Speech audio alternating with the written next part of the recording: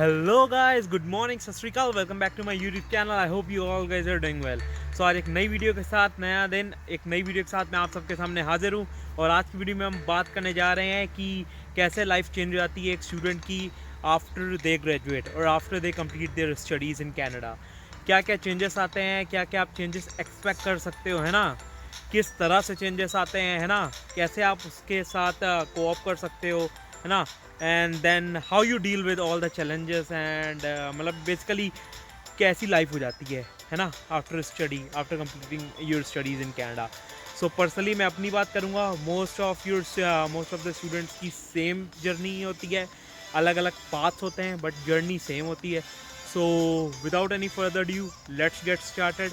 And मैं सुबह से आज सोच रहा था वीडियो बनाऊं बट बारिश रुक ही नहीं रही थी, तो अब थोड़ी बहुत रुकी। मैंने कहा चलो जल्दी से जाके वीडियो बना लेते हैं, है ना। मैं बहुत एक्साइटेड था लास्ट कुछ हफ्तों से, यार बहुत बिजी चल रहा हूँ, मत पूछो।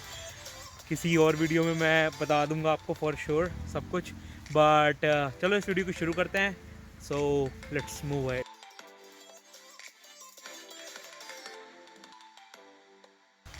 ओके, जो सबसे बड़ा मैंने चेंज देखा है जब मेरी स्टडी कंप्लीट हुई, जो दिसंबर 2020 में हो गई थी, है ना, वो कि लाइफ बिजी हो गई अब। बिजी इन द सेंस, पहले भी लोग अब कहेंगे कि जब स्टडी हम करते थे तब ज़्यादा बिजी लगती थी, क्योंकि स्टडी भी करनी है, काम भी करना है ना, घर आके रोटी भी बनानी है, and everything else we have to do by ourself. But जब आप स्टूडेंट करते हो, एटलीस्ट जब आप स्टडी कर रहे होते हो तब आप एटलीस्ट स्टडी कर रहे होते हो, है ना। मतलब मेरा मतलब ये है कि आपका जो माइंड होता है वो फोकस ओनली ऑन स्टडी होता है। एंड थोड़े बहुत जो पैसे इधर उधर से आते हैं जो आप पार्ट टाइम वर्क करते हो। But when you come on your work permit, तब आपका माइंड चार तरफ चलता है।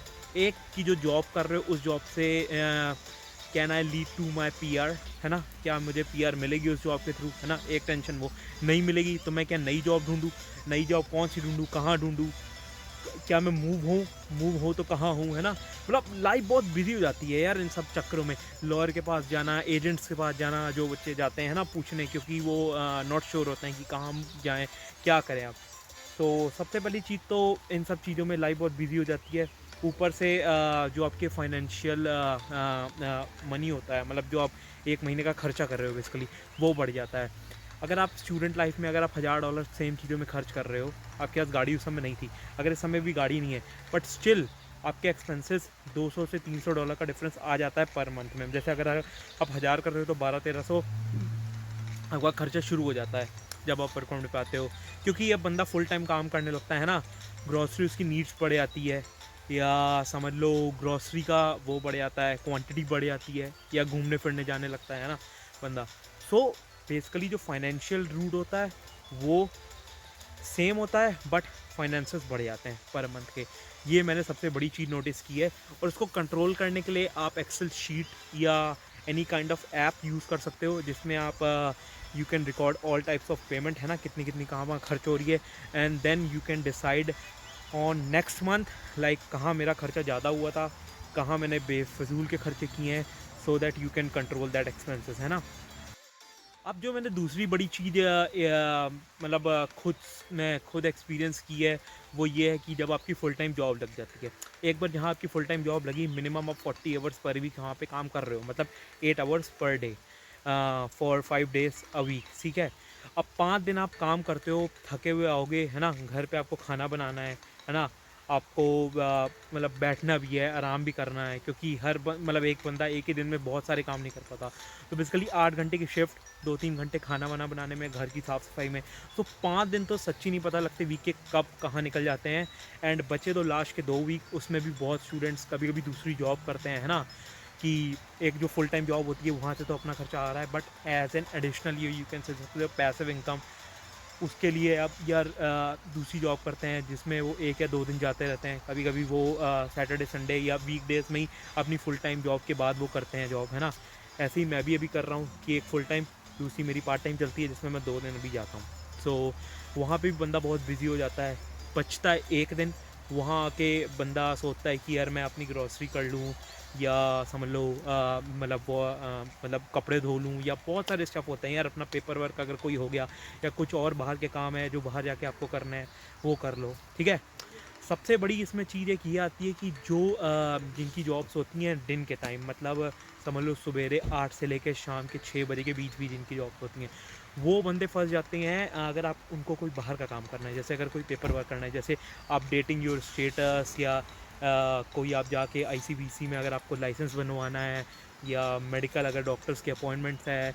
क्योंकि अगर आपकी मंडे टू फ्राइडे कोई जॉब चल रही है, वो भी 8 से लेके 6 बजे के बीच बीच, तो मोस्टली यहाँ के जो ऑफिस होते हैं वो भी खुले होते हैं 9 से या 8 से लेके 5 या 6 बजे तक। सो उसी टाइम के बीच आप कहीं अपनी जॉब कर रहे हो, उसी टाइम के बीच कोई ऑफिस खुले हैं, सो वो काम करे बड़े मुश्किल हो जाते हैं। Then you have to take a leave from your current job, है ना, या कभी कभी हाफ डे लेना पड़ता है कोई अपना काम कराने के लिए। अभी जैसे नया टीआर टू पीआर पाथवे आया था, उसमें बहुत लोगों ने जैसे अपनी फ़ाइल लगाई होगी, तो उसके लिए भी डॉक्यूमेंट्स इकट्ठे करने एक दिन के अंदर ही जब गवर्नमेंट ने किया, है ना। सो वो सारे जो इंटरनेशनल ग्रेजुएट्स जो अभी करंटली पास आउट हुए वो भी एलिजिबल थे, तो उनको पता नहीं था कैसे क्या सिस्टम चलता है। वो भी एक दिन में सारे डॉक्यूमेंट्स इकट्ठे करने, तो उन्होंने सब कुछ इकट्ठे किए, फिर गए, है ना, फिर उन्होंने लगाई।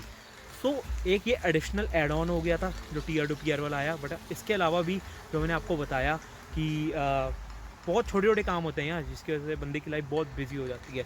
और उसको मतलब समझ लो यू कैन से अगर आपको स्मूथ लाइफ या थोड़ी सही लाइफ चलानी है ना, in an organised way, then plan your time ahead, plan your week ahead. मतलब पहले ही वीक को प्लान करके रख लो कि मैंने इस वीक में क्या क्या करना है।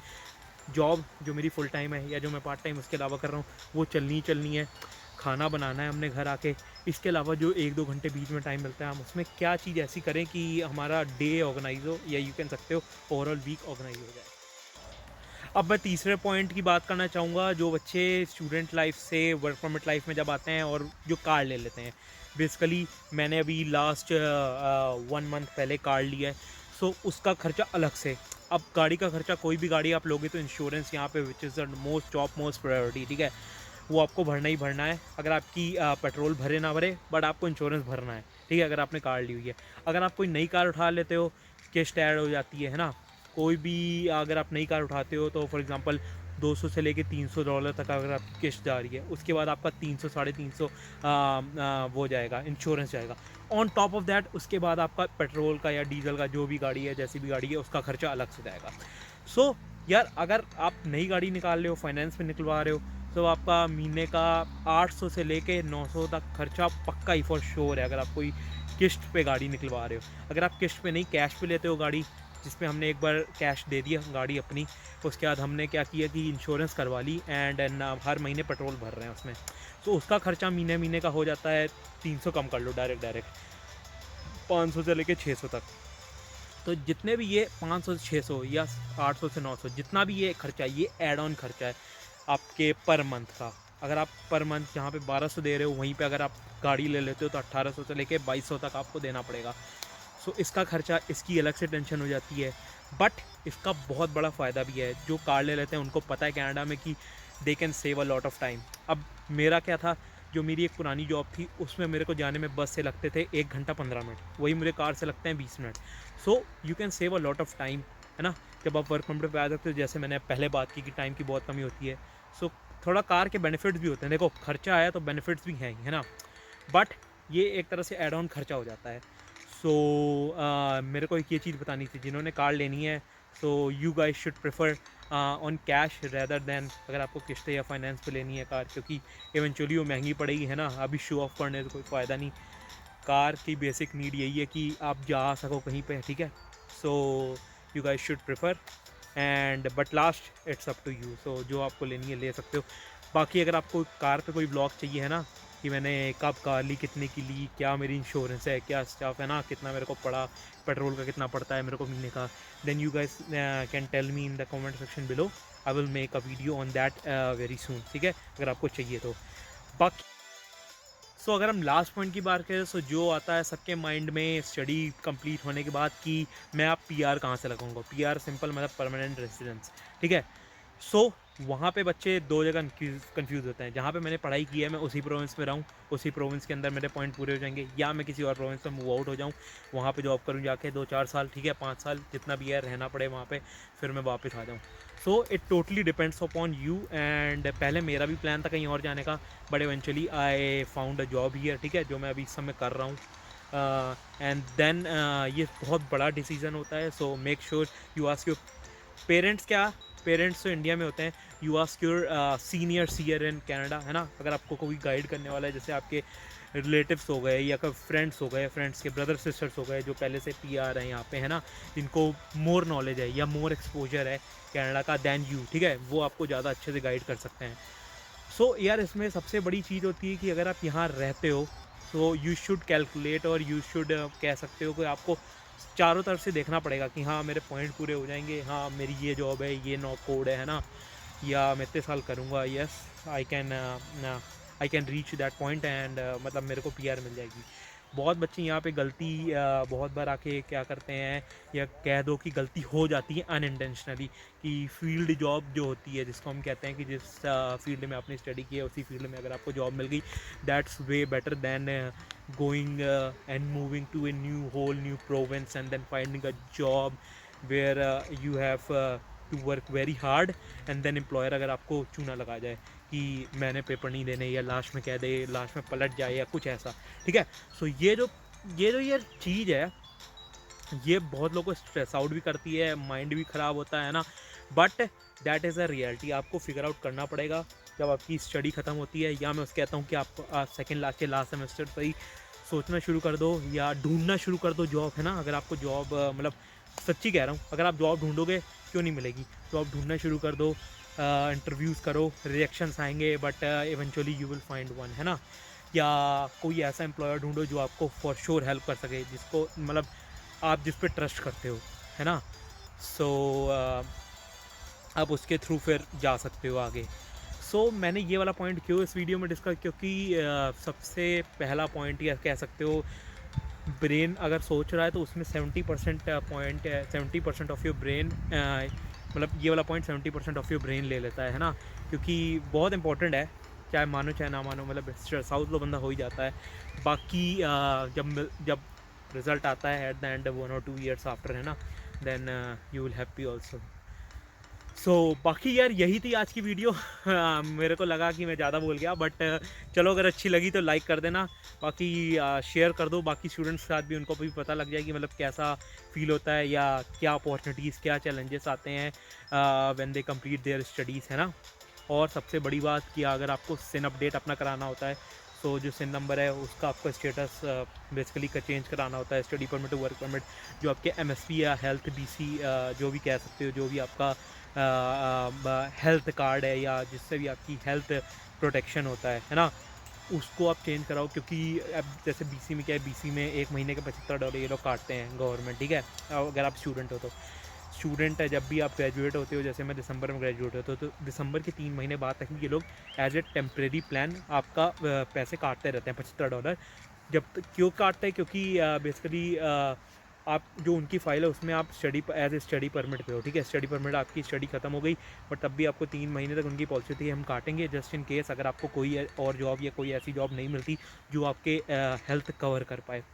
सो इन सब का भी ध्यान दो और देखो कैसे चलता है.